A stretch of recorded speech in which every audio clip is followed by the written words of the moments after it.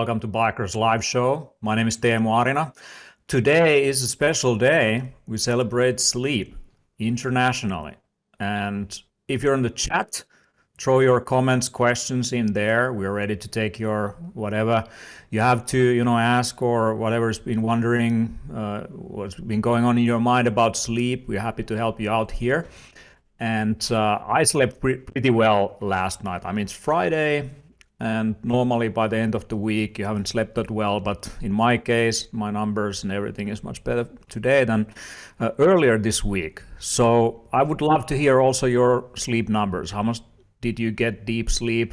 How did you sleep this week, last night? What's your Oura data showing, or your Fitbit or whatever?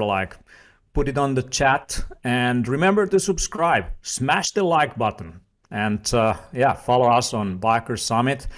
We have exciting guests also on the show.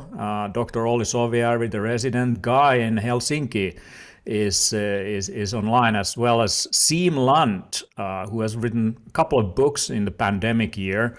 One of them is the Stronger by Stress book, and then he also did the Mineral Fix and Immunity Fix, and he's here to share some of his knowledge about sleep hacks and all that. So welcome, guys. How are you doing? Welcome. I'm doing awesome. How are you doing? How you doing? How are you doing? You doing? Yeah. Been sleeping good lately. You doing? Smash and greetings to Holland also. Welcome to this sleep webinar. It's getting late and my jokes are getting even worse. Yeah. But today is the International Sleep Day, and just want to remind with a short slide that we have some new stuff in the Biker Center store. We have Siim's book. It's actually a really beautiful hardcover book, which I also have in my shelf, and that's just, you cannot find any more comprehensive book about stress and longevity. We have some new red light stuff by FlexBeam. We have Ace-Track Ketometers, Sensate or Sensate for deep relaxation. We have Organ Mix, Black Stuff, Finnish collagen, high quality collagen bars, and also some sleeping aids in forms of magnesium and zinc, which are highly bioavailable. So a lot of good stuff here, but today's questions and answers webinar, of course, we go through some basic stuff related to sleep, but let's keep this interactive and perhaps even funny. Yeah. I can pick up some questions from the chat also as we go forward.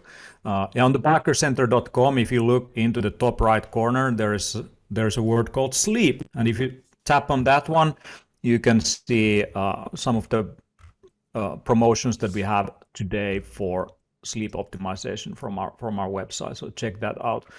Now, there's a lot of questions coming in about red light, infrared light. We're going to tap into that as we go forward. There's also interest in deep sleep and regenerative sleep, how to improve sleep quality. We definitely tap into it, as well as nervous system, heart rate variability, parasympathetic nervous system, how to reduce anxiety and jitters in the evening so that you can fall asleep. There's some good stuff coming up. And sleep cycles, circadian rhythms. Siim is, of course, one of the top experts nowadays on circadian biology, and we're happy to answer your questions on these. Maybe only you could give a primer into the basics, perhaps, basics of what's going on there when you fall asleep. Quick basics into sleep. So let's take a look at some slides here, and I'm gonna be the speaking head as well. So sleep is basically a constitution of sleep cycles which last about 90 minutes. And the basic things to understand are that we need maybe 4 to 5 sleep cycles at least per day to get optimal amount of sleep. And we have different forms of sleep, like the N1 is it's like a light sleep, number 1, N2 is light sleep number 2, and N3 is deep sleep. And the deep sleep is predominant in the early phases of the night, which is very important, and the REM sleep increases towards the end of the night and in the morning. We know that the brain has a glymphatic system, which is actually clearing out all toxic metabolics byproducts while in the sleep. Another view on these different stages of sleep. So usually the N2 light sleep, it's about 45 to 55% of the sleep, and we should aim for at least 20% of the N3 deep sleep. And REM sleep is highly variable, and the problems arise that we cannot really quite effectively measure the REM sleep with these devices. Of course, it gives some estimates, but around 25% of that is highly desirable. Then we have some systems that really affect the sleep, kind of the pressure, and one of them is the adenosine buildup. So throughout the day, when we consume energy in form of ATP and then to ADP, the adenosine is actually going to build up, and that creates sleep pressure. And if we don't get enough sleep, the sleep pressure increases even more, so much that we actually fell asleep even though we didn't want it to. And it follows the circadian biology. On the day it increases, and in the night it decreases. And caffeine has this amazing effect on blocking adenosine receptors. So we need these receptors function as a lock, and the adenosine would be a key which creates this sleep pressure. But with caffeine we can postpone that, of course not for too long until the pressure accumulates. But these are like the basic mechanisms when it comes to sleep pressure, circadian rhythm, and circadian biology. A few words about the health consequences on sleep deprivation. This doesn't mean that if you have a one bad night of sleep that you're actually going to destroy yourself, but this means like weeks and weeks sleep deprivation, for example, like 5-6 hours per day or per night. So we know that the inflammation increases, the blood sugar management is getting much worse, you might gain some weight, you have a lower immunity, and all kinds of risk for chronic diseases will increase. And also mental health problems. So many people who have mental health problems actually don't sleep that well. And just a quick analysis on what is the difference between deep sleep and the REM sleep. So in the top of the picture we see PET scan, positron emission tomography scan about the brain and its metabolic during the sleep. So we can see that different parts of brain are active in the non-REM deep sleep or REM sleep. Basically in the REM sleep, almost the whole brain fires together, creating this kind of like a psychedelic state that you see dreams that you wouldn't even dream of dreaming, but it just tells that you are making new orders of different kind of thought patterns and neural networks, and it kind of resets the brain and restores the normal function of the mind. And the deep sleep, on the other hand, resets the body, fixes tissue damage, and replenishes energy reserves. So this is like the basics what it comes to sleep. And also why deep sleep I think is hugely important is that it fixes DNA chromosome damage. So if you want to be anti-fragile, if you want to live a long time, really have an anti-aging kind of like a drug, then you have to concentrate on getting deep sleep. And there we go, guys. Awesome. Very good. I've been sleeping this week pretty well. If I take a look at my OR data, last night I got readiness score of 83 and sleep 83. I slept 7 hours 30 minutes, and here you can see I got almost 2 hours of deep sleep. I went to sleep quite late. My circadian rhythm is like that right now, but most of this month and last one I've been going to sleep before midnight. Now, I've had some challenges with heart rate variability, but now I see the oscillation is increasing. So what you want to see is kind of even variation. So not just a couple of spikes that spike, somewhere in the top, but heavy oscillation, up and down, up and down. And of course, you want the average to be as high as possible compared to your typical. Now here we see the resting heart rate. It's been decreasing throughout the night, and in the morning hours before waking up, it starts to increase. And that's a sign of cortisol release. So your heart rate starts to go up. If you see that your heart rate is going down all night long, or maybe it goes only up, then you probably are not recovered. So this is a good example of a pretty recovered night in my case. And I can also show you data from the BioStrap, how I slept also last night. So let's take a look at the BioStrap data set as well. So here we see it's telling me recovery is excellent, and it calculated a bit over eight hours in sleep. And if we look into it, some interesting additional biomarkers that I get is the blood oxygen saturation, SpO2, that's been averaging around 97. So that's good. The coronavirus, by the way, reduces your SpO2. So that's an interesting marker also to follow. And yeah, there's some HRV data as well. It's pretty much in line with what Oura is doing. And it's also looking at my arm movement. And there is a separate leg strap also on this device, so you can see your leg movement separate from your hand movement. So I like that.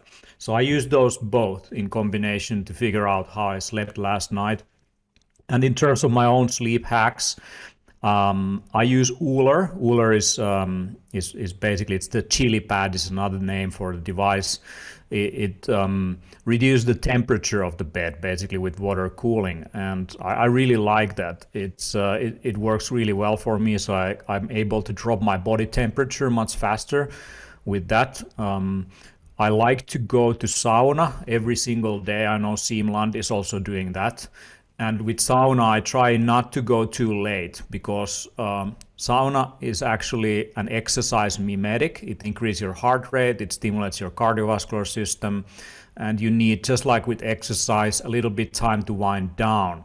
So it's going to affect your resting heart rate. And I like to go to sauna maybe 3 hours before bedtime. If I go like 1 hour before, I see that it affects my sleep quality, at least on these biometrics, even though you might sleep, you might feel that pretty rested.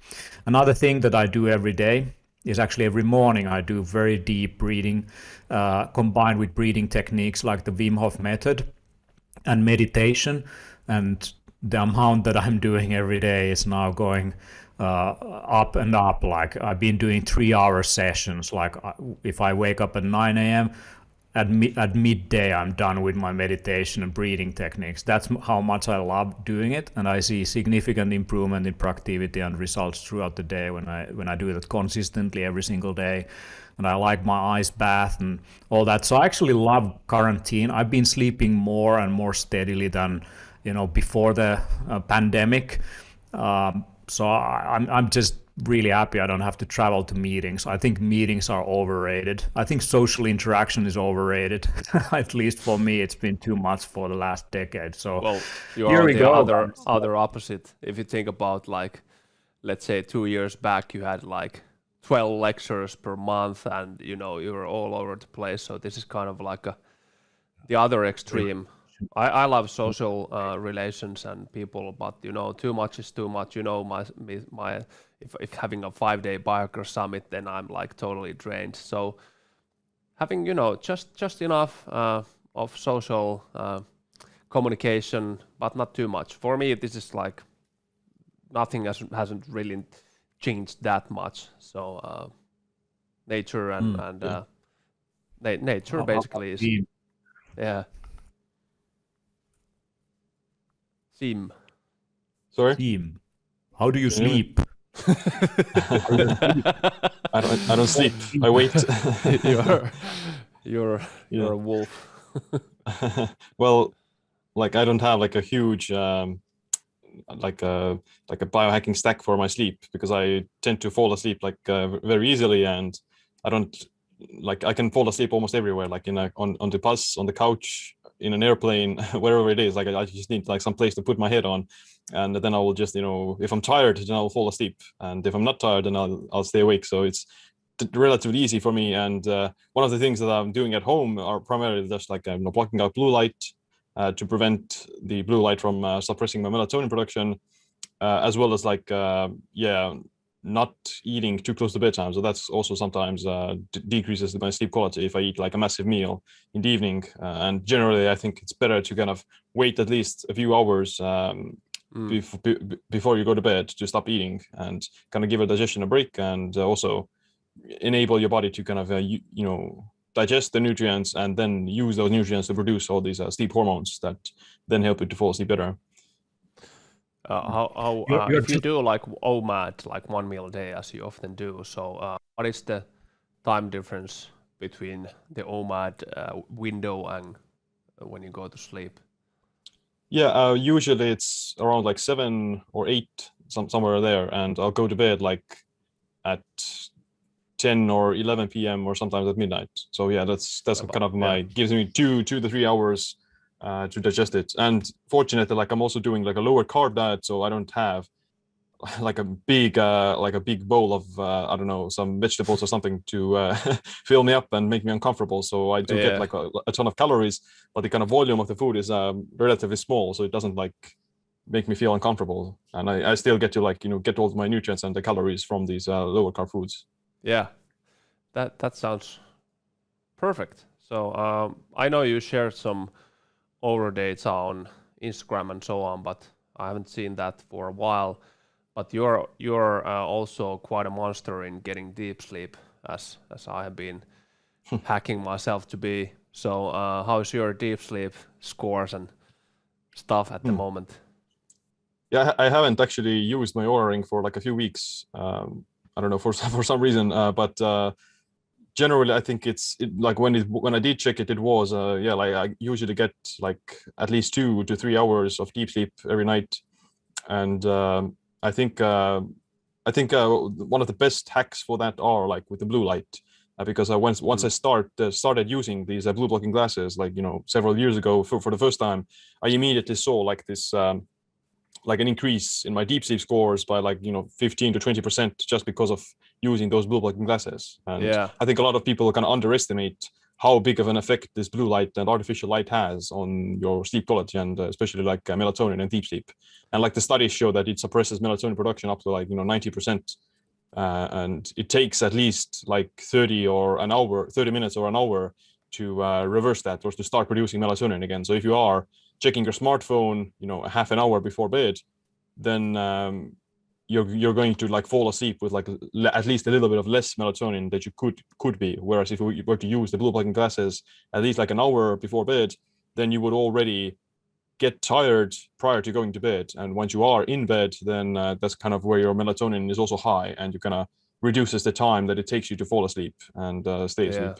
Exactly. So actually we have a pretty good slide on the blue light and its effects on the sleep. So especially this, like the nowadays cool white LEDs, they're really high in the blue light spectrum. So if you're using cell phones, computers, even television or anything that's actually emitting blue light, it's really blocking the melatonin. And these cool LED lights block 5 times compared to these incandescent bulbs, like these very old school light bulbs. But of course, as you said, we have good solution for this, and you use these blue light blockers. We have made ourselves Biohackers evening glasses, which I personally have been using for years. And my sleep time usually Oura says that it's too quick, so it might be like 2 minutes, 3 minutes, or so on. And the Oura actually thinks that the sleep pressure is increased because of that, but it's actually that I've been optimizing when I go to sleep, but also the effects of the blue light that it's very easy to fall asleep. And of course, for home, you have programmable lights and you can change the spectrum on your computer. Yeah, one thing that I recommend people to consider is a computer monitor that has built-in blue light blocking functionality. Like Asus, for example, has monitors that have this blue light filtering capability already built into the monitor itself, so you can have something like that going on as well. But I think the whole blue light stuff is completely beaten to death in the biohacking community, and people they already know this stuff like in general sense. But there is a question about infrared light and red light and its effects on sleep. So there are other spectrums of light that you might want to consider. So in the evening when the sun goes down, that's when the longer wavelengths of light dominate, which are closer to infrared light and red light. And those stimulate or trigger in your body the processes of recovery. And it can also, increase blood flow. So you can overdo that stuff in the evening. If you take too much red light, you might have your heart racing, especially if you do that on the heart area.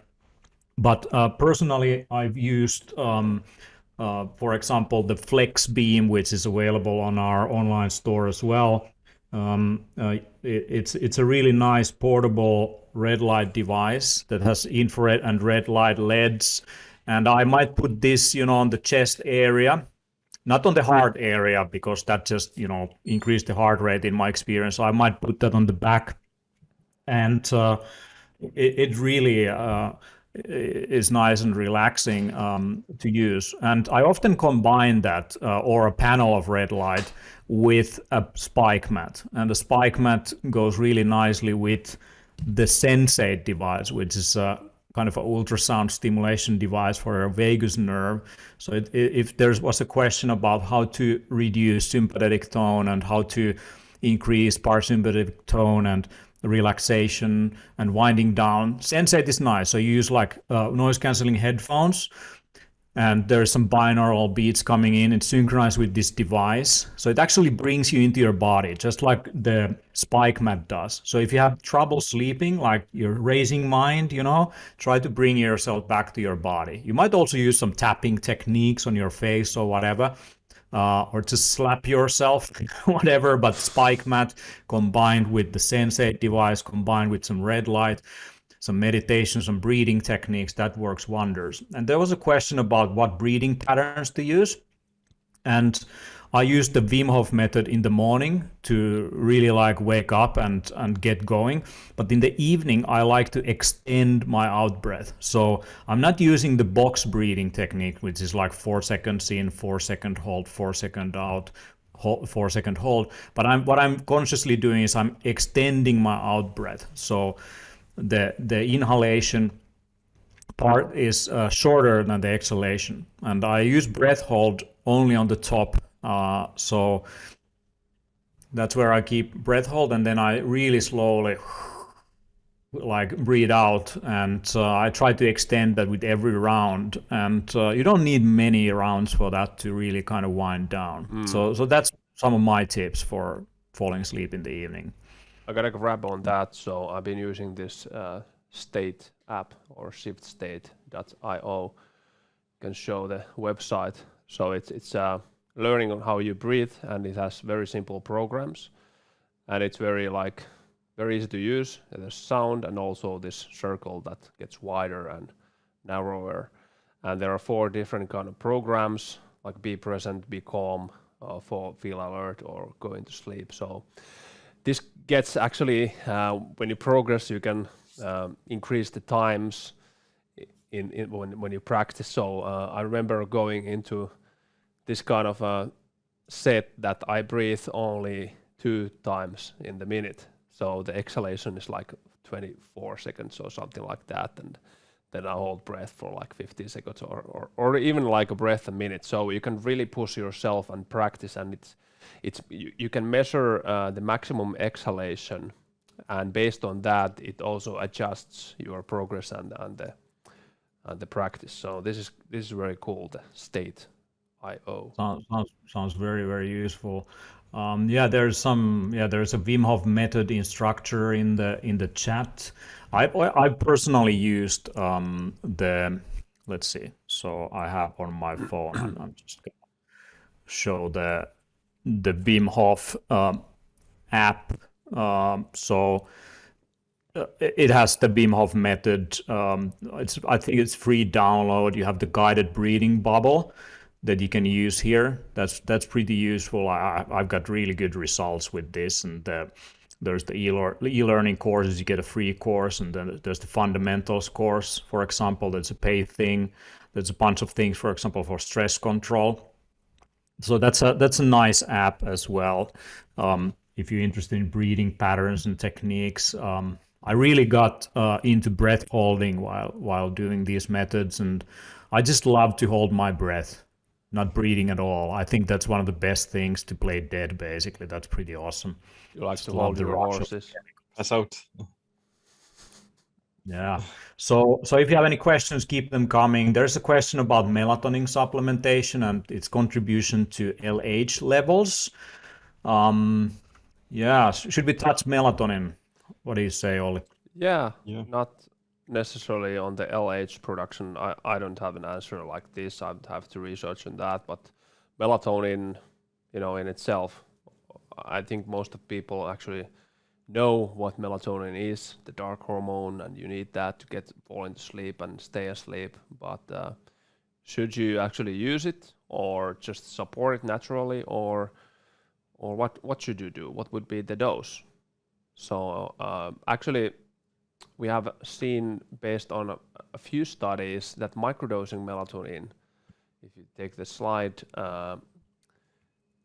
can deepen the sleep without typical grogginess in the morning. So this is what I personally noticed a few years back, and what I researched is that the body produces naturally about 80 micrograms or 0.08 micrograms of melatonin. So having just as little as 0.1 milligrams of melatonin, aka microdosing it, is actually very effective.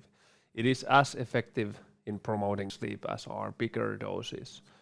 But if you want to support your immune system or have any like extra benefits, then the bigger doses are like desirable. And even in the COVID, some treatment protocols, they use like 10 milligrams or even 15 milligrams to support the immune system. But this is what I would do for sleep.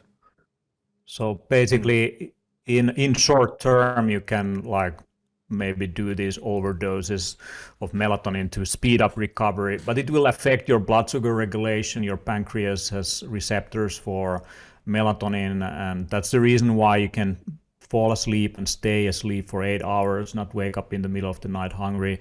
So your blood sugar levels will be kept elevated by melatonin, and if you overdo melatonin supplementation, that can affect your blood sugar regulation. So that's something you may want to keep in mind. 30% of the people, not everyone. So 70% are not. I think just about everyone will still, like if you do 10 milligrams of melatonin, will see an effect. Yeah. So the 30% thing affects really people who genetically are sensitive to the effects of melatonin. So those people should be very careful about, the dose would be like not 1 milligram, but 0.1 for sure, just to get the same effect.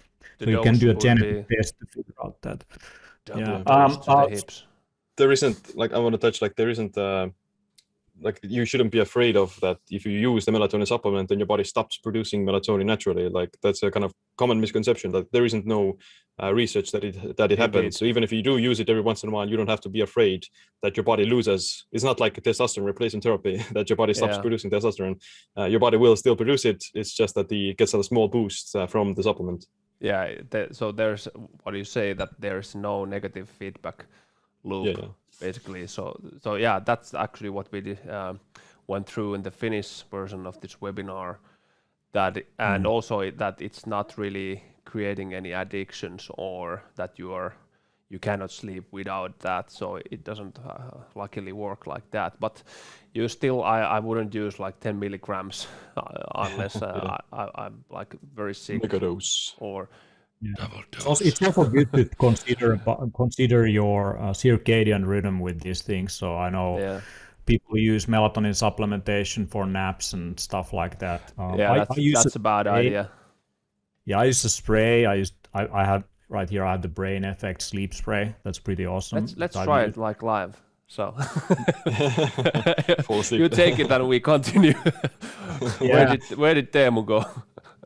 But Siim, you have written a book about minerals and how they contribute to different, processes in the body. And we know that the natural production of melatonin in your body is supported by different minerals and vitamins like B6 and also like minerals like magnesium and zinc and etc. So maybe you could give us a primer about some of these minerals and why they support sleep.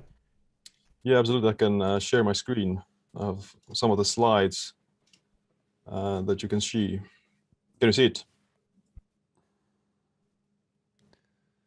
Do you see it? Got it. Yeah, we do. Okay. I don't. Well, yeah, on the slide you can see basically that this is, your body needs minerals for, carrying out virtually every process, starting with energy production, the immune system, digestion, as well as producing these neurotransmitters and hormones related to sleep. So on this, on the slide you have the pathway that We don't contributes actually. to. Sorry, interruption. We don't see the slide at the moment. Can you to switch to cropping the full screen of the Zoom? Now we see Do you have the Teemu's full mouth. screen version? This is getting full really screen. technical. So about social isolation stuff. So if we would all be here in person, it would be a lot easier. But Yeah. luckily, Yeah. technology also comes into place. Yeah, you probably need the other window where the screen sharing is happening. Yeah, I'll tab. Or maybe then I- you can see. I pick up Siim's slides from here. Oh, There yeah. we go. No, Thing. we're talking. There we go. So yeah, on the picture you can see the kind of pathway that leads to melatonin production, and the initial you get like the kind of main precursor to melatonin and serotonin, which help you to sleep, are is tryptophan, and which is an amino acid, and the tryptophan gets converted to 5-HTP by this, tryptophan hydroxylase, and this function requires cofactors such as calcium, magnesium, iron, folate, B3, and vitamin C. So, without or being deficient in these minerals and nutrients, kind of downregulates this conversion. And moving on, the conversion of 5-HTP into serotonin also requires zinc, magnesium, and serotonin into melatonin. The last step requires also zinc, magnesium, iron, folate, vitamin C. So yeah, you do need like almost every step of the way requires minerals as cofactors to carry out these processes. And yeah, imagine if you are like say chronically deficient in magnesium, then like almost none of these are going to be optimally functioning at their best, and that can cause like sleeping problems, insomnia, or just related, like if you're deficient in serotonin, that can also be problematic in terms of you're feeling anxious or stressed out all the time. And yeah, this is an overview of the minerals for sleep. Copper isn't necessarily part of the cofactors of the pathway, but it helps to like transport iron around the body and kind of activates iron. So if you're getting enough iron but you're not getting enough copper, then that can lead to like low iron. It can manifest itself as if you had low iron levels, but in reality you actually just have low copper levels. So necessarily taking more iron may not solve the issue. You may actually just need more copper. And you can measure that from the whole blood. So yeah, that's actually sorry to interrupt. That's actually what I noticed, that I needed more copper in relation to zinc. So I've been supplementing a lot of zinc. Then I really began upping my copper intake. For example, liver and some nuts are really good for like cashews and so on. Yeah. Yeah, exactly. Zinc reduces copper absorption, and too much zinc can like 1 can to make you- 15 would be the Yeah. ratio. Actually, the zinc product we have from Vida in our Biker Center store is optimized in relation to copper. So that is something to think about also. Go ahead.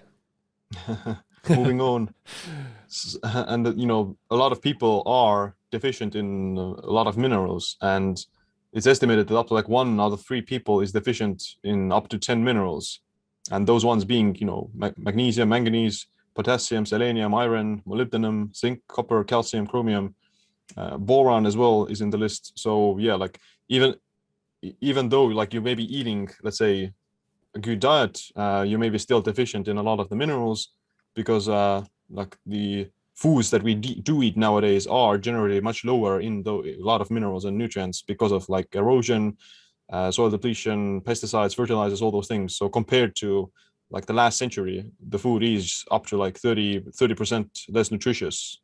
And that is like a huge problem in terms of making sure that you get your optimal intakes for different kinds of minerals. And yeah, that is generally not a good thing. And in addition to that, there are like some other things that make it worse, like insulin resistance makes you excrete more minerals. If you have like gut problems, leaky gut, celiac disease, then you're not even absorbing the minerals from a food. So that's like an additional layer that you have to kind of think about. And yeah, like just eating enough or just eating more food may not do the trick in terms of getting an optimal intake of minerals. So, and just as a primer, I'll just give you like I think magnesium is the kind of hardest to get mineral from food, and it's also one of the most common deficiencies, and it's also one of the most important minerals because it's involved the most with all different kinds of processes in the body.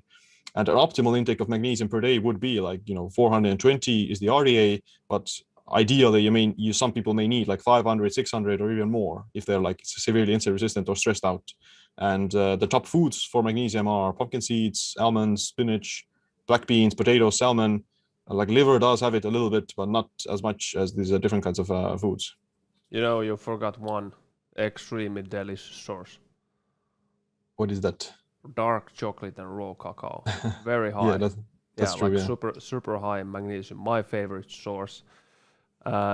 I would say, and based on what I've seen in research, even 10 milligrams per body weight kilograms is what is optimal for magnesium. And the more stressed you are, and the more you excrete, the more you work out, the more you need. But this was like a super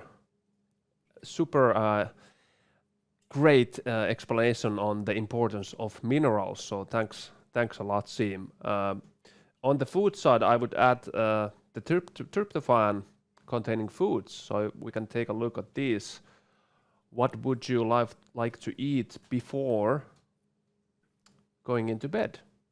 So here we again seeing the pumpkin seeds that are also high in the magnesium. So maybe a little snack with some pumpkin cheese, seeds, pumpkin cheese, pumpkin.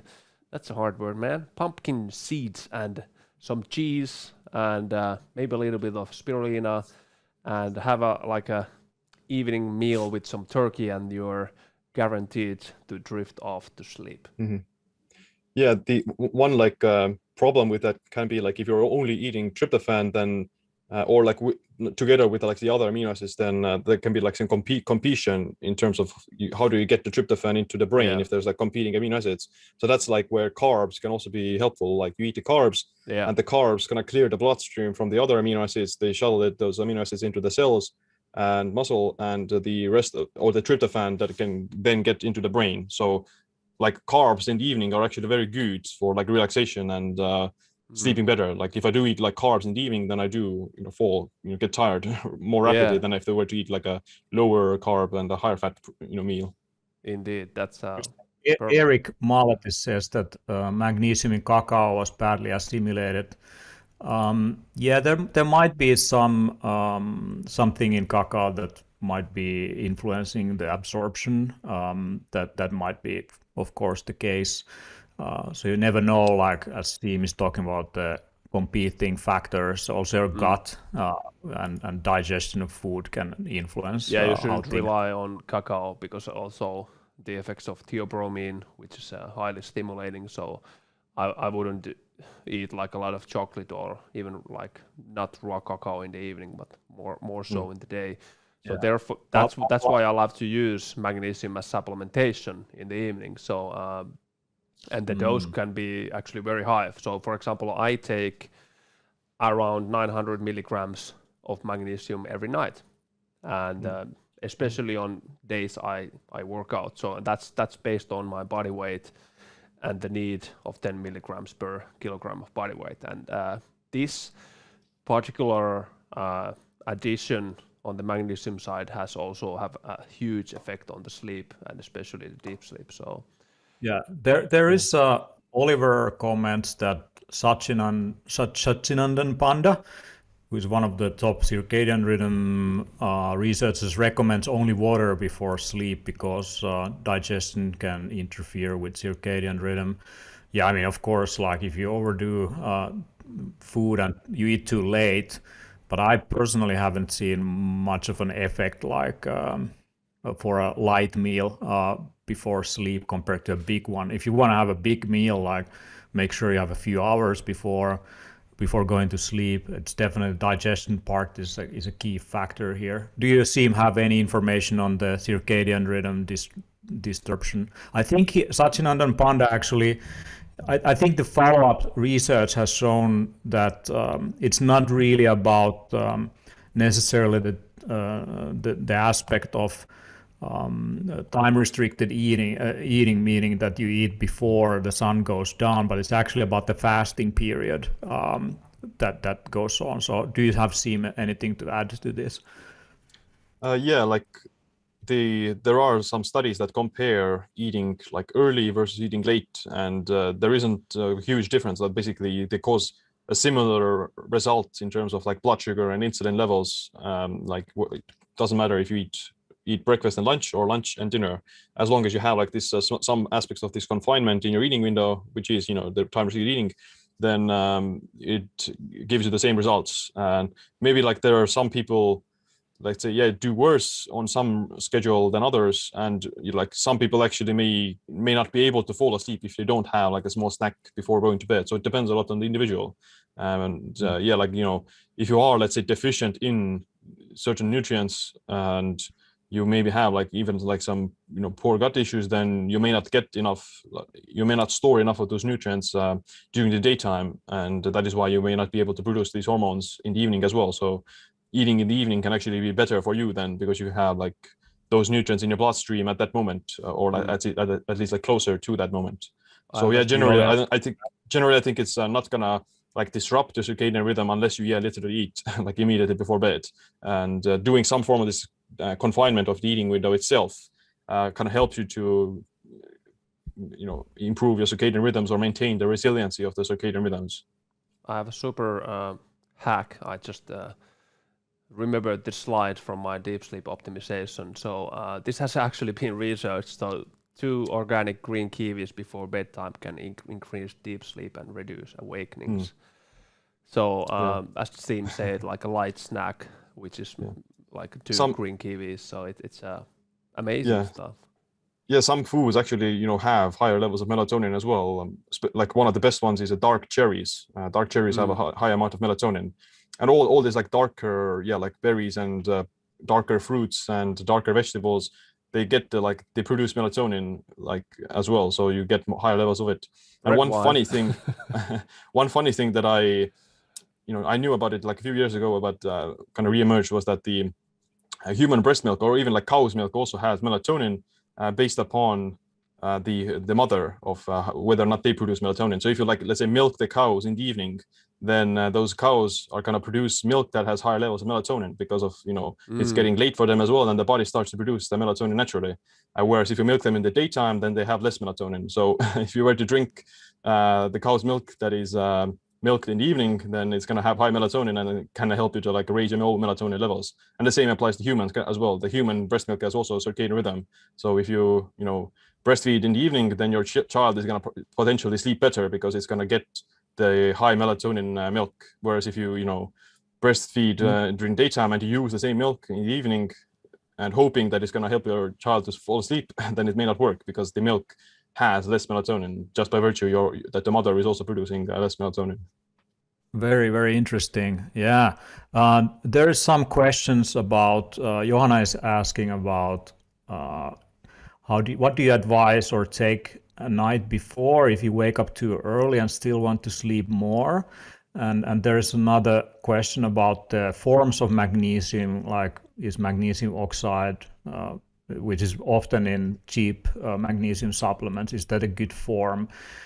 Maybe Olli can answer the magnesium part, but I can start by saying a few words about the early wake ups.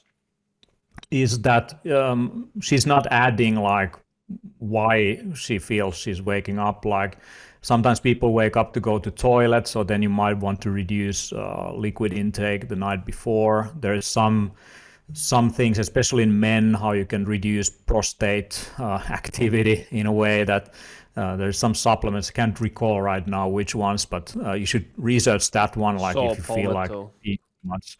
Saw palmetto, yeah, that's a good one. And minerals, of course, like you want to make sure you have the electrolytes in place so that you don't need to pee them off. And another thing is light. So often bedrooms, I mean, you have a lot of light leakage, and it makes wonders if you have like some kind of eye shades, like stuff like this. For me, this was really the key thing to make sure that I'm not waking up too early, because if some light is leaking, I'm super sensitive to light, and that affects for sure in my case.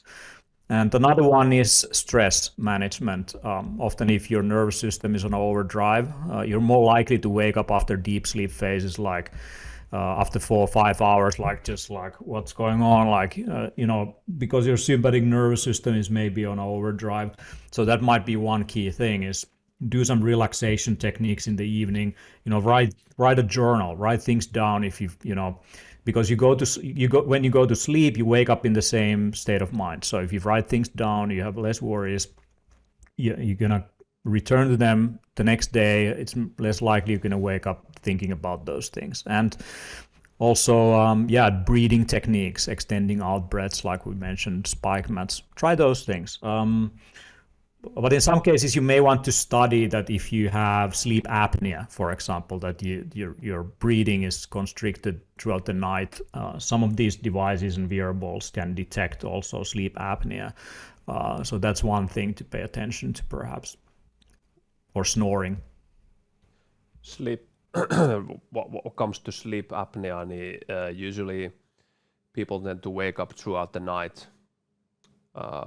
That's usually the case, and that's what I've been hearing from a lot of people. So if you're waking up like multiple times per night, like all the time, then you might want to actually measure the SpO2, the oxidation saturation, and even go to a sleep laboratory.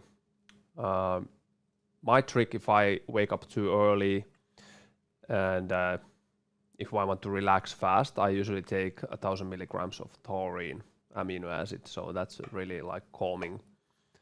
But also those things that Teemu mentioned are like the basic ones that you should first take a look.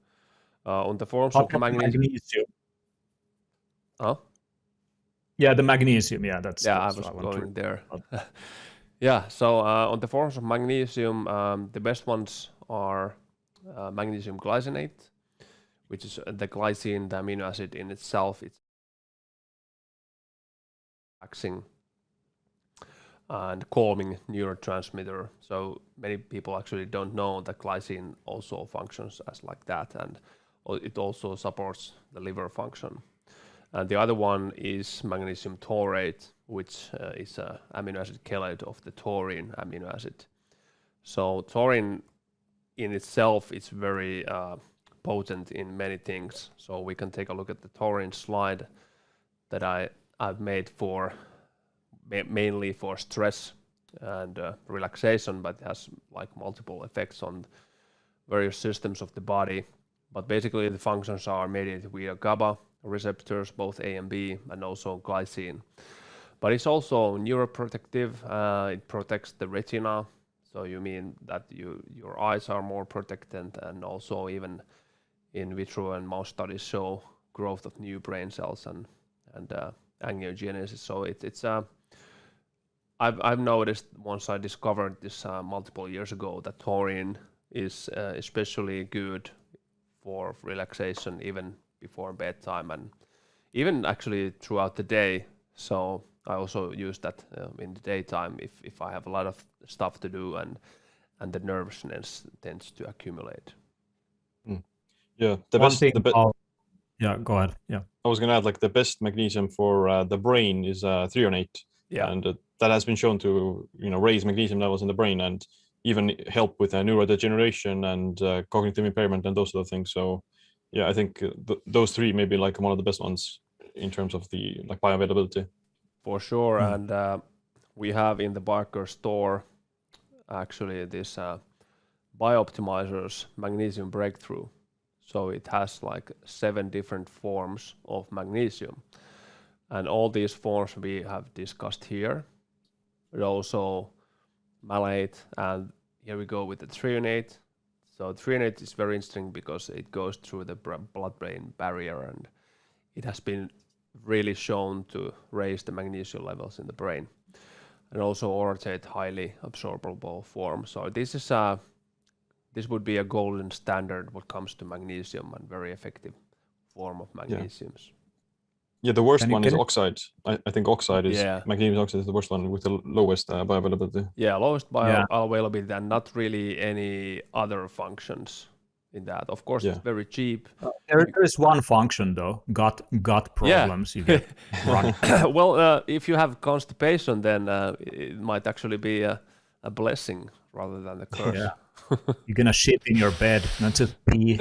I have a story about that, but let's leave it to another time. So maybe you can ask Jaakko Halmet about this. What happens when you take 5 grams of magnesium? 5 grams of magnesium. Awesome. So because you were on the store, maybe you wanna touch also Qualia Night and the Shoden ashwagandha, and especially why would you take ashwagandha in the evening? Yeah. So let's we have this special Finnish, very high quality Shoden ashwagandha for stress relief in particular. So this is a brand new product. The Shoden means this microencapsulated certain form of certain withanonides like that are standardized. So why would I use ashwagandha? So let's see, I have a slide on ashwagandha here. So the effects that have been researched, you can either use a water extract, but I don't have it here. This is an older slide, the microencapsulated form. It reduces cortisol and actually elevates also testosterone. The effects are on the HPA axis regulation, which means the stress system, hormonal stress system, but also GABA effect and 5-HT2 receptor effect, which is related to anxiety, or rather reduction in anxiety. Yeah, that's another one for Johanna to consider for reduction of cortisol. She actually mentioned that might be middle-aged woman's problems. I've heard that melatonin production also gets reduced when you get into menopause, and that might be another contributing factor for sleeping issues.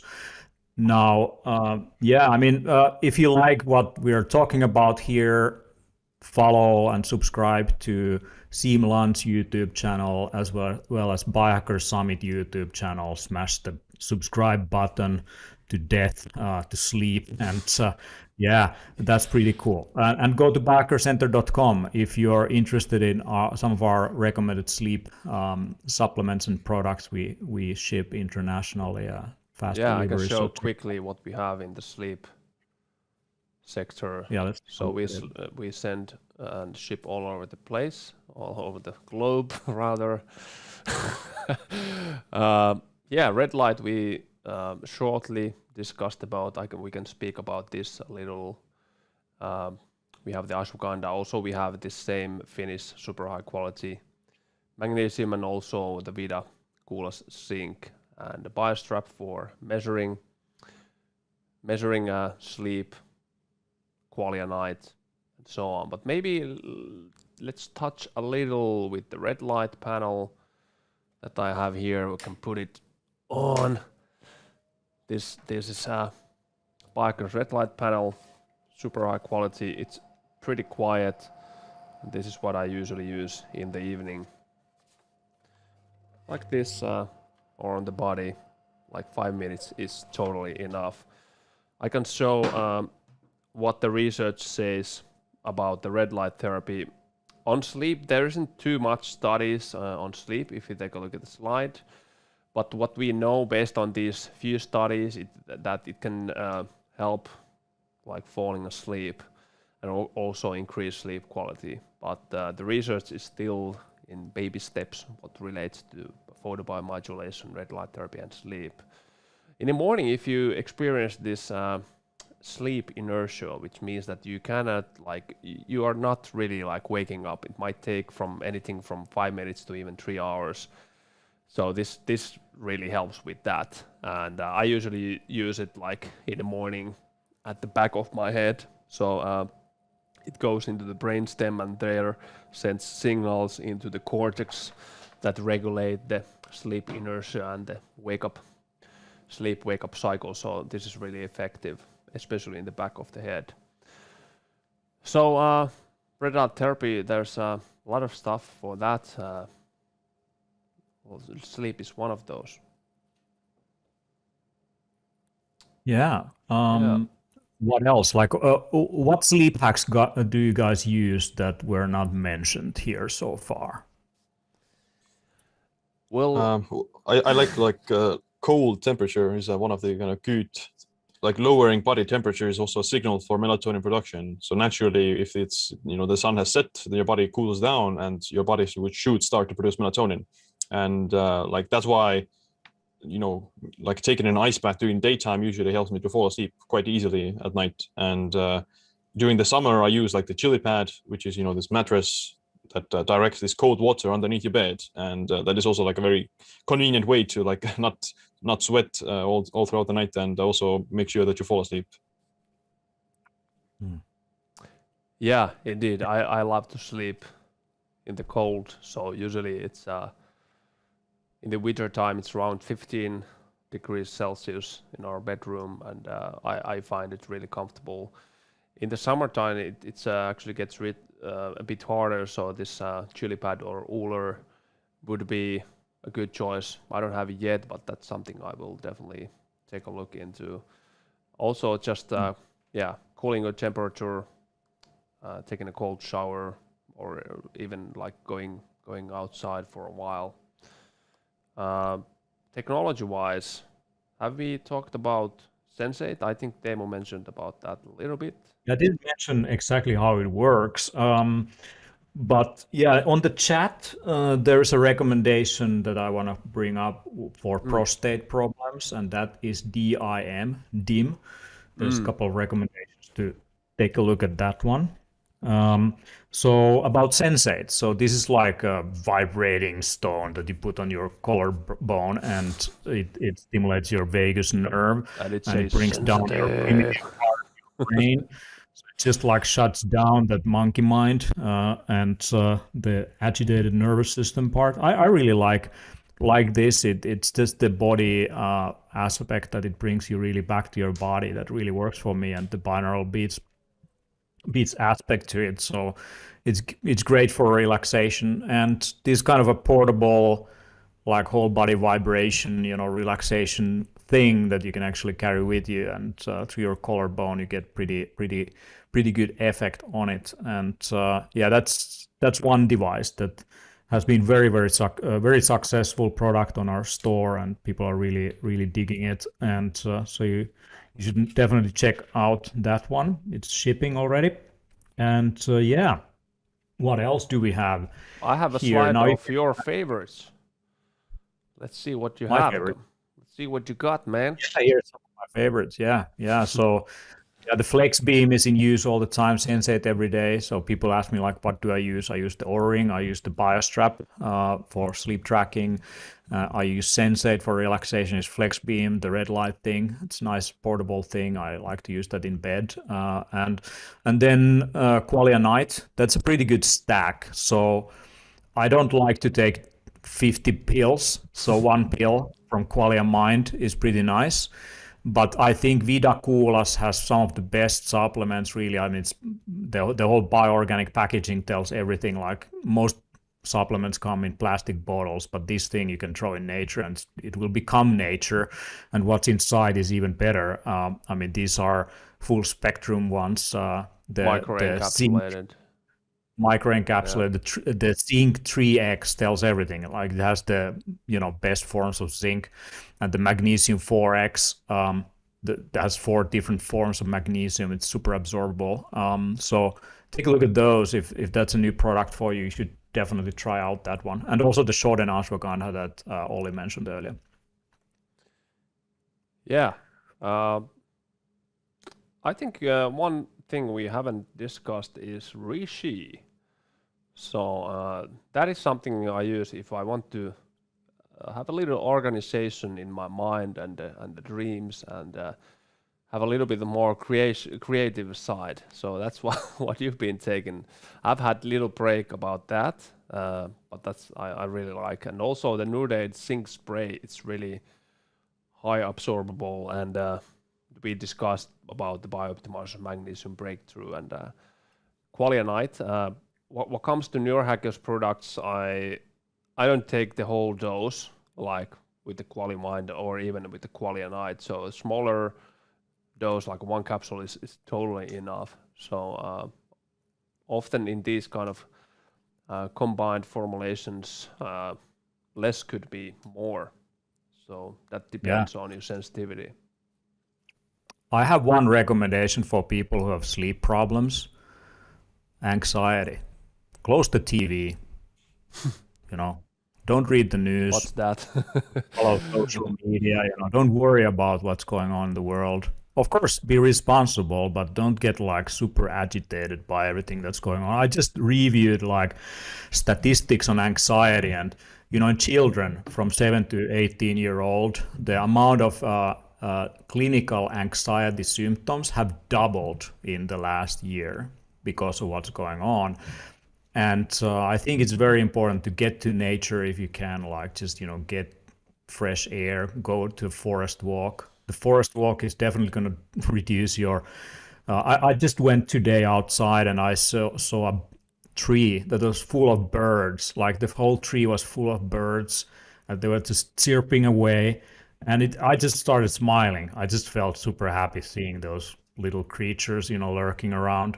So, it's really a state of mind. Also the fact that you can sleep soundly. And like I mentioned, like in this pandemic year, I've had probably better sleep than ever in my life, and that's good.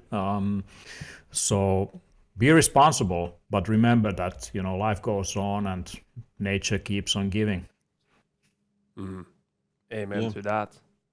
Forest walks, 20 to 30 minutes per day has been my go-to. This year I made a promise to myself that at least 5 times per week I will go into forest for at least 30 minutes to have a walk, like 3-4 kilometers, and just do the Shinrin Yoku. So just experience the whole forest with all of my senses. And I don't even need to go to the forest because our own home garden and the yard is full of life, and especially now that the spring is coming, it's coming to alive. So being in contact with nature beats any technology anytime.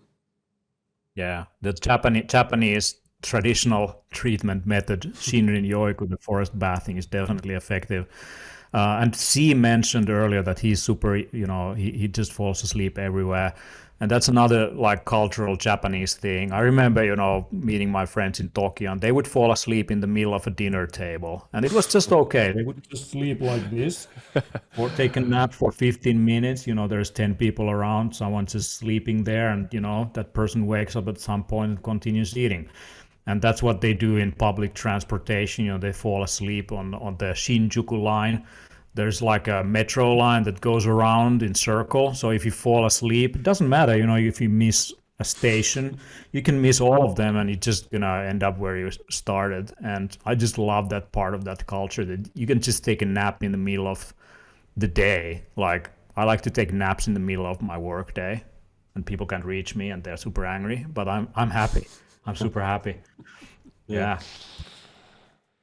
Very good. I think we have covered a lot of ground, and it's getting late, and I'm ready to get to my evening protocols here. I think you both are as well. So if you really like this stuff, subscribe to Backer Summit YouTube channel, subscribe to Seamland's YouTube channel, smash the like, subscribe, and also check out backercenter.com. There's a bunch of new products out there. Our new collagen bars, no additives, no crap, like in some other bars on the market. And it's good times to be alive. The pandemic year has brought up the importance of holistic health and biohacking. And there is no silver bullet. Take care of yourself, sleep well, supplement well, eat good food. Don't stress out. The better your immune system will be, of course. The stronger you're gonna be, the more resilient you're gonna be. And with that, I wanna wish you a really, really awesome night.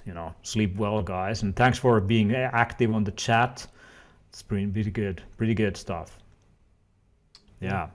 All right. Bye. Cheerio. See you on the other side.